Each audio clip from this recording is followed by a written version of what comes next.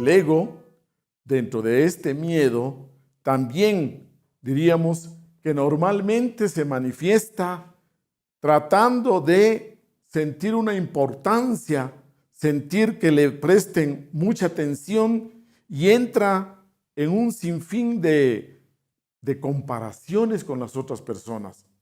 Parte del ego es compararse con todo y muchas veces esa comparación lo lleva a un sentido equivocado de competencia, de entrar en competitividad con todo, con todos. Es una búsqueda intensa de seguridad, una búsqueda intensa de protección. Y otras veces busca la protección queriendo controlarlo todo. Un sentido de control, una necesidad de tener control sobre las cosas pequeñas o sobre las cosas grandes. Un sentido de poder. El ego siempre busca poder. Y usted podría decir que esa búsqueda de poder se manifiesta de diferente manera.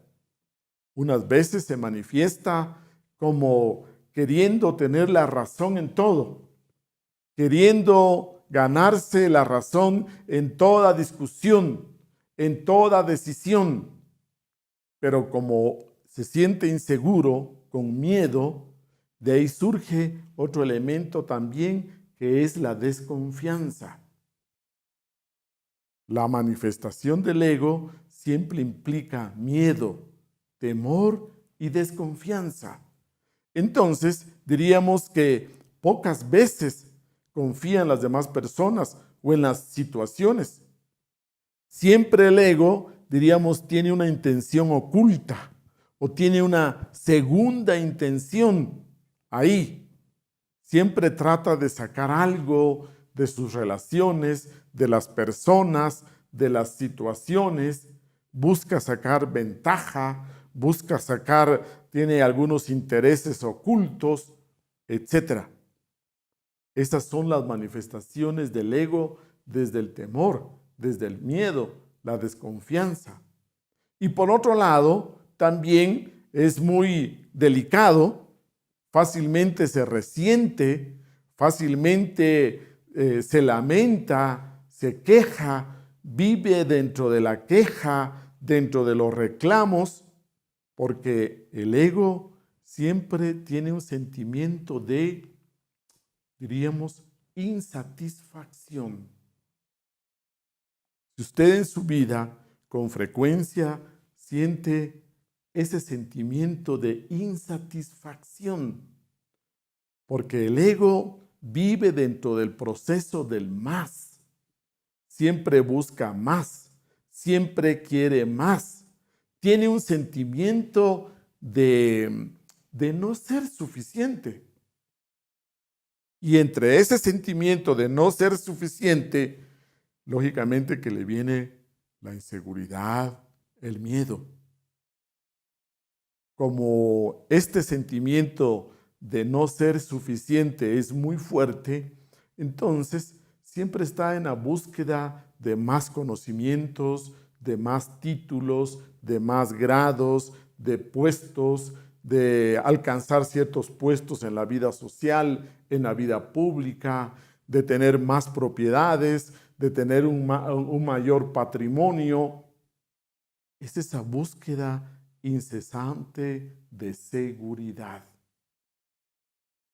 El ego nunca va a alcanzar un sentido de calma, de paz, porque diríamos siempre tiene un estado de desasosiego, de inquietud, de búsqueda.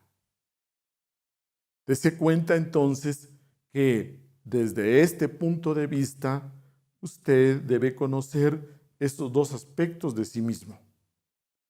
Por un lado, el ser esencial, la conciencia que es eterna, la esencia que es divina e inmortal.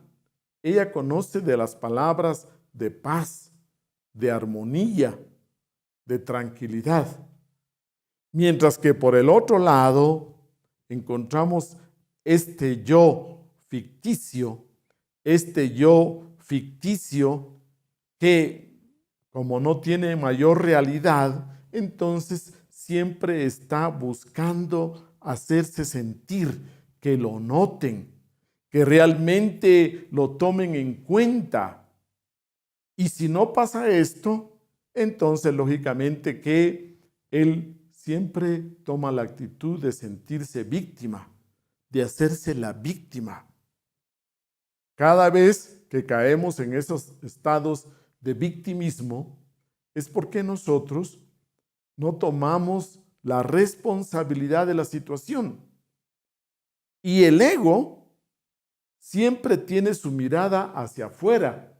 El ego siempre ve hacia afuera. El ego no tiene la posibilidad de ver hacia adentro. Entonces, como él ve hacia afuera, únicamente hacia afuera, entonces siempre echa la culpa a los demás, echa la culpa a las situaciones, echa la culpa a los eventos que suceden afuera.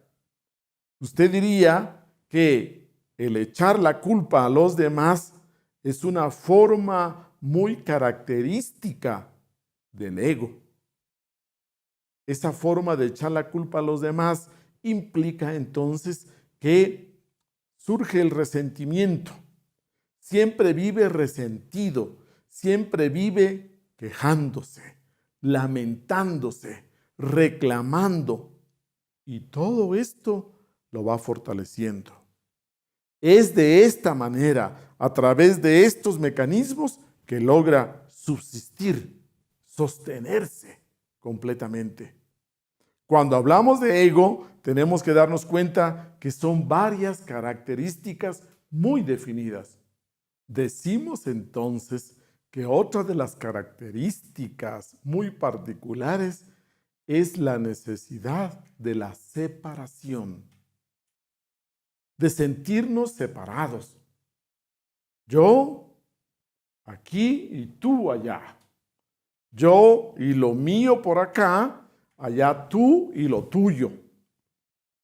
Esa separación es para que el ego siempre encuentre esa resistencia, esa oposición, esa lucha, esa pelea.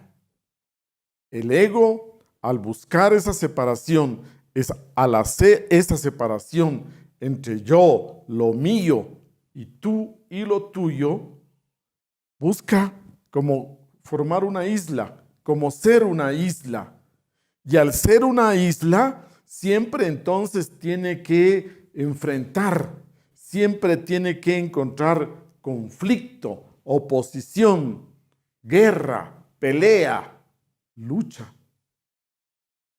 Nuestro ego siempre se encuentra buscando con qué luchar, contra qué luchar, con qué pelear, contra qué pelear.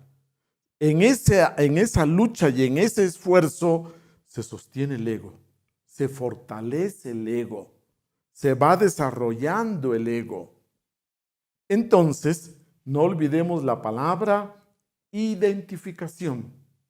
La palabra identificación es importante y debemos entenderla psicológicamente como que el ego se identifica, se va en los asuntos externos, se embebe completamente allá, se emboba con esas cosas externas, se engancha, decimos, con lo externo. Al identificarnos, nos vamos dentro del asunto externo y quedamos ahí, en eso.